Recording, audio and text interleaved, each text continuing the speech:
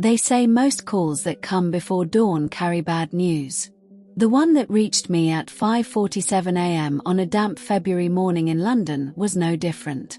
A female resident at Rosewood Haven Retirement Home had been found unresponsive in her bed. Staff said it looked like an accident. A fall in the night. But something about the nurse's tone on the line told me it wasn't that simple. I'd been with the Metropolitan Police for over 15 years, long enough to know that the word accident is often the first veil people throw over guilt. By the time I reached Rosewood Haven, a pale, ivy-covered building tucked in the quieter part of Wimbledon, the body had already been moved to the on-site clinic.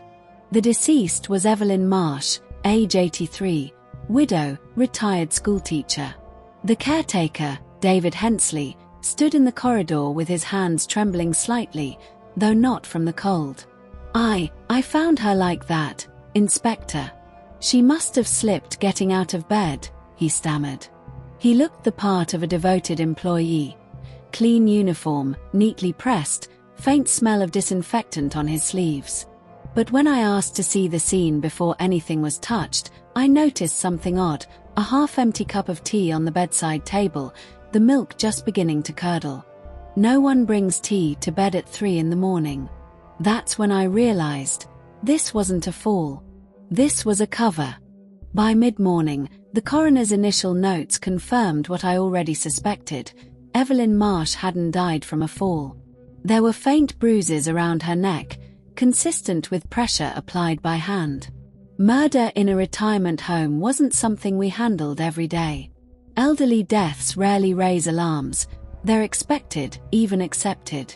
But this one had layers. When I questioned David Hensley again in the staff lounge, he seemed overly eager to help. "She was one of my favorites," he said. "Always gave me biscuits at tea time." His voice was steady, but his hands never stopped moving. Behind him, the staff notice board was filled with happy photos. Residents celebrating birthdays, knitting groups, small field trips. I spotted Evelyn in one of them, standing next to Hensley. He had his arm lightly around her shoulder, smiling too wide for someone who now claimed to be heartbroken. Something told me this man had a secret. When we dug into the home's recent records, a strange pattern began to form. 3 other residents had died within the last 12 months, all officially marked as natural causes. But 2 of them had been insured under obscure policies that named the facility itself as a beneficiary. A paper trail like that doesn't form by accident. I contacted Financial Crimes. They'd seen similar setups before, low-level frauds exploiting elderly residents by signing life insurance in their names, with staff or shell companies reaping the payout. It wasn't just immoral, it was surgical. That evening, I drove home through the fog, Evelyn's photograph in the passenger seat. Something about her face, kind but alert, gnawed at me. People like her don't just sign away their final comfort. Someone had guided her hand. I returned to Rosewood Haven 2 days later, armed with a search warrant. David Hensley's office was small, cluttered, and smelled faintly of bleach. In a locked drawer, we found multiple policy folders, all linked to an insurance broker named Miller and Finch Limited, a firm that barely existed on paper.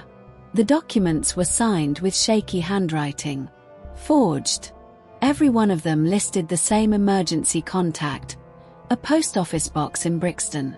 When we brought Hensley in for formal questioning, his mask began to slip. He insisted he was just helping residents manage their affairs. But when I mentioned the post box, he flinched. That was all the confirmation I needed. Still, there was something deeper. He wasn't the mastermind.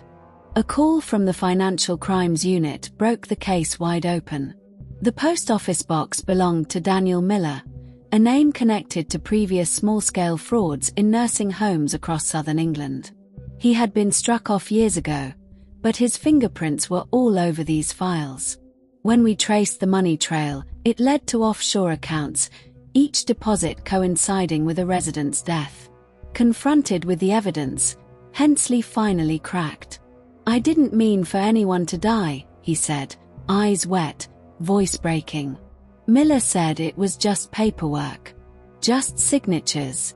Evelyn found out. She said she'd tell.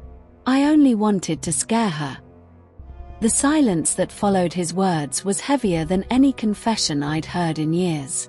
We arrested Daniel Miller at his flat in Croydon that night. He didn't resist. Just smiled as if the whole thing was a business deal gone slightly wrong. "Care homes are perfect," he said while being handcuffed. "No one looks twice when the old die." It was true, and that truth made me sick. The following week, we exhumed 2 other bodies. Both showed signs of the same gentle pressure that ended Evelyn's life. The case exploded in the media. Caretaker's secret scandal rocks London. Families came forward demanding answers. The trial lasted 8 weeks. Hensley pleaded guilty to manslaughter and fraud, claiming he was pressured. Miller denied everything, but the evidence crushed his defense. During testimony, I found myself watching Hensley more than Miller. He looked hollowed out, not from guilt, but from the realization that he'd been disposable. When the verdicts came, guilty on all counts, the courtroom was silent. Evelyn's niece, who had attended every session, wept quietly. I thought of Evelyn's teacup, still sitting half full that morning. The simple domesticity of it turned into evidence. Months later, I revisited Rosewood Haven. The home had new management, new staff, and a plaque in the hallway for Evelyn Marsh, in loving memory of a teacher who never stopped caring. Sometimes justice feels like a courtroom victory. Sometimes, it's just a building that finally feels safe again. I still think about Hensley, about how a man so ordinary could slip so quietly into corruption. Maybe it wasn't greed alone. Maybe it was loneliness. In the end, the caretaker's secret wasn't only about fraud or death. It was about how easily compassion can turn into currency when no one is watching.